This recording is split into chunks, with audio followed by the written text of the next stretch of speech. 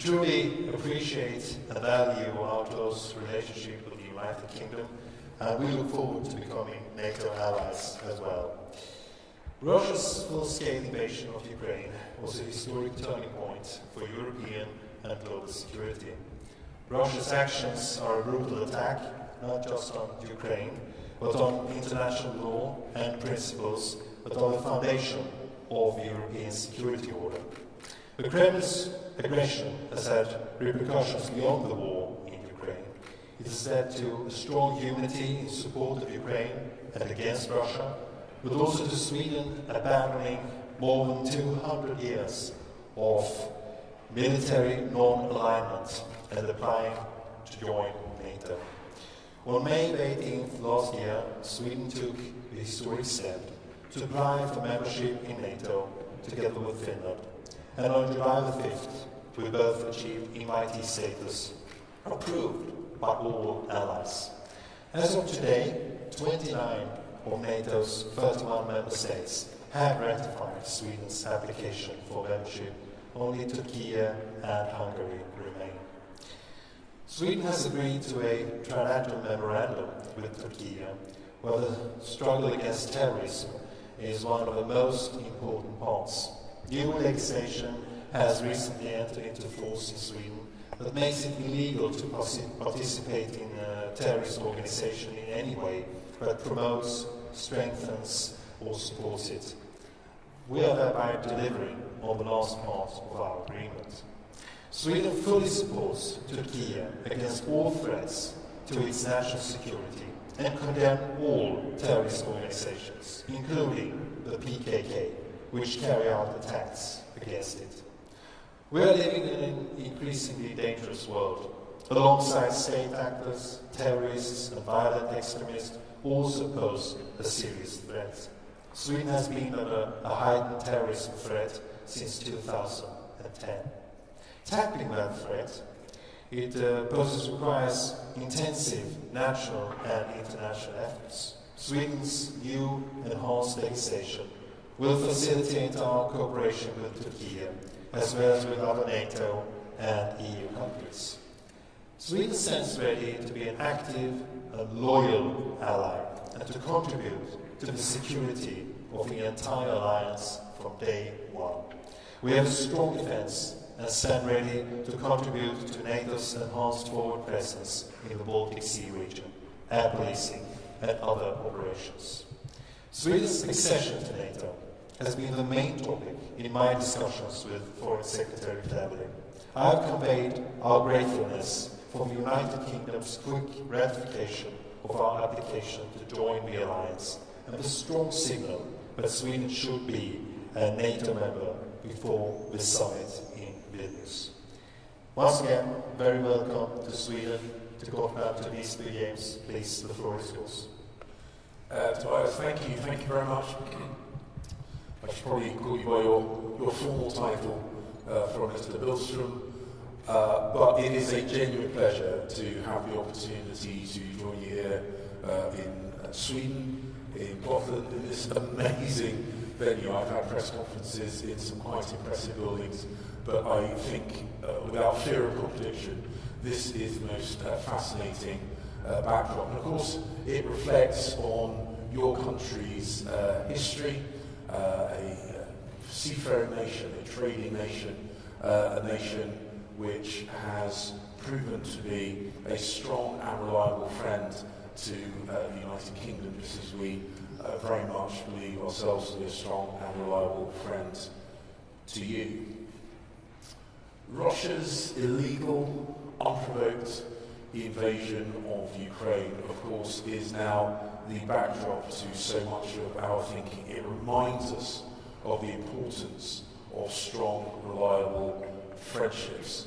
And we've all seen the huge revolution that has taken place because of the violence, the changes which in just a few years, changes which just a few years ago no one thought possible. As you say, your own country has set aside many decades of neutrality to apply to join NATO, and I'm very proud the UK has been a passionate and vocal supporter of your accession process. The UK's position is clear, my position is clear, that Sweden must and shall join NATO and should do so as soon as possible. This remains the UK's position.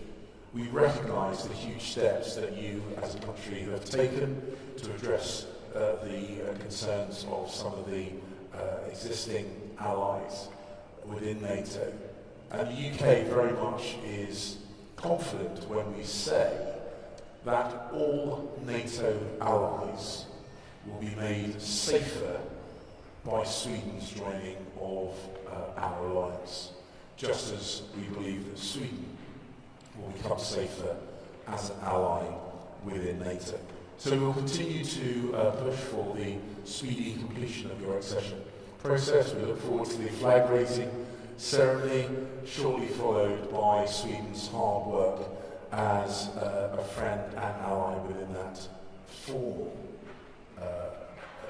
organisation. Your leadership on the issue of supporting Ukraine as the EU President has been exemplary. We noticed the recent announcement of a support package, and we pay tribute to the commitment to Ukraine's recovery and reform that President Ursula von der Leyen set out at the recent Ukraine Recovery Conference in London. It shows once again that the UK, both bilaterally with Sweden and our relationship with the EU, intends to remain a strong and committed European partner, notwithstanding our departure from the European Union. And we know the value that you bring because, of course, we work closely and regularly with you as partners in the Joint Expeditionary Force, the JEF. And I look forward to visiting HMS Belos later on this week and seeing firsthand the Swedish Navy at work in the Baltic. We discussed earlier on how we find that we have so much in common, so many areas where we are in natural alignment. And we will continue to find ways of working together to enhance our mutual prosperity and security, including, of course, on the difficult issue of illegal migration, which affects not just our two countries, but of course many other countries in Europe as well. So there is commitment at the very highest levels to ensure that this partnership stays strong. That's why our respective Prime Ministers signed a joint leadership statement setting out the steps that we will take to ensure the UK-Sweden relationship is strong well into the future. I'm here today to reinforce that message and continue with our work, and it's a pleasure to join you on this wonderful island. Thank you once again. Thank you very much, James.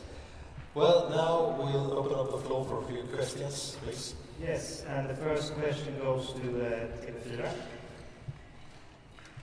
you. Foreign Secretary, if Sweden is not ratified by Turkey by Vilnius, how problematic is that for NATO, in your view? And also, given that Sweden considers that it has fulfilled all requirements already in this memorandum with Turkey, are you willing to work within NATO to make this prospect more interesting, so to say, for Turkey? And what are you willing to do?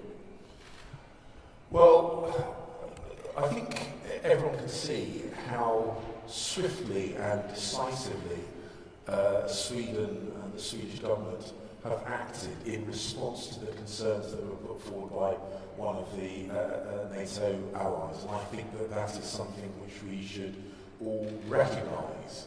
And the point remains that Sweden, as part of NATO, makes NATO stronger, makes NATO allies safer. And that means all allies. And this is true of Turkey as it is of the other members. The UK's position is long-standing, that the value of Sweden's membership of NATO stands alone, and it is clear and obvious. Ultimately, it is a bilateral issue between Sweden and Turkey in terms of addressing the points that Turkey have raised and that Sweden as a nation has responded to. But ultimately, this is about our collective security, the strength of our defensive alliance, and as I say, through the work that we've done over now best part of a decade with Sweden through the Joint Expeditionary Force, I know, and I have said publicly, and I will say repeatedly, Sweden is a good partner, will be a fantastic ally, and all of the allies within NATO will be made safer and stronger by their membership. That's what we work towards. The sooner that it can happen, the better it is for all of us. Around the second part of the question was, what we will do, we will keep making the case. We will keep making the case that it is in our interest that this is a mutually beneficial arrangement. So what we have done, we will continue doing up until the point that we have that flag raising ceremony. And then once we've had that flag raising ceremony, we will of course expect Sweden to work hard, as I have no doubt they will, on our shared defence across the Euro-Atlantic region. And next question is to TT. Thank you. Question to both Mr. Billstrom and Mr. Cleverly.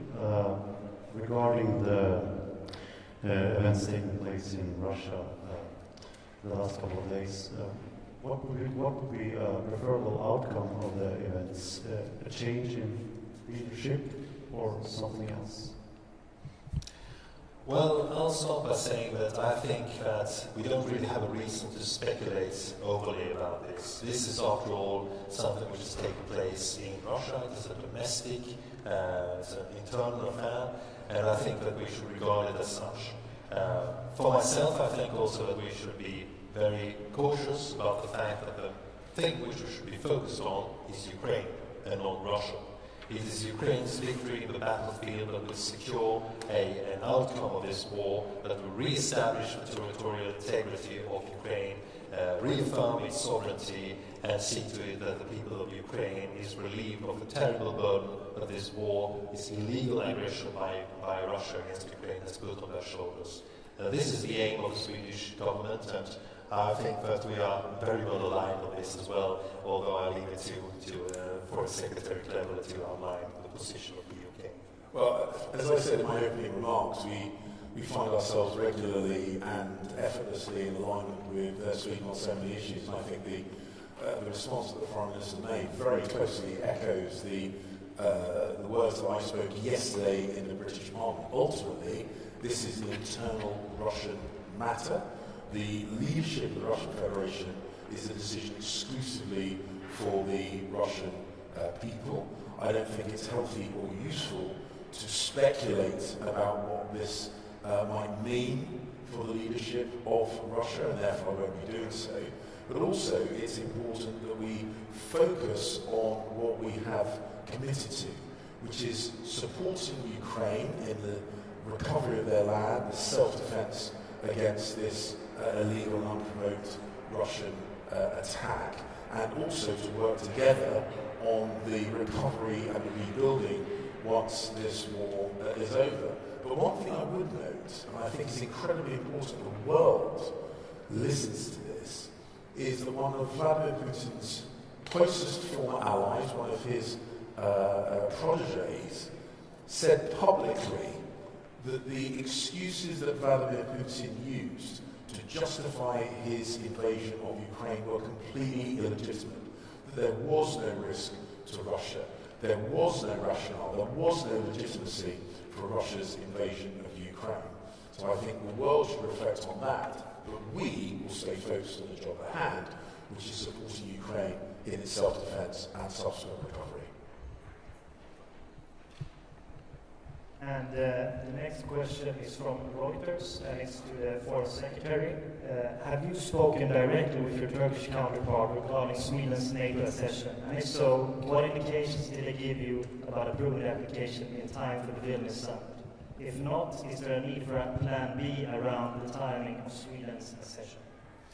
Well, I suppose I've kind of partially answered this. Of course, I have had the opportunity to speak with the new Turkish Foreign Minister, and of course, whilst I'm not going to go into details of what was a private conversation, the UK has made its position clear that we regard Sweden as a invaluable member of the alliance, and we work to ensure that Sweden is a full member of the alliance as quickly as possible. We have said regularly and publicly that it's in Turkey's interest that Sweden becomes a member of the alliance and does so quickly. So we will continue to make the case for a united and strong NATO as a defensive alliance of friends, and that it is, as I say, all our interests that Sweden becomes a member sooner rather than later, and that position will continue until that day comes to pass. So this concludes the press conference. There will now be a seminar afterwards, but right now, Foreign Minister Billstrom will be taking interviews over here. Thank you very much.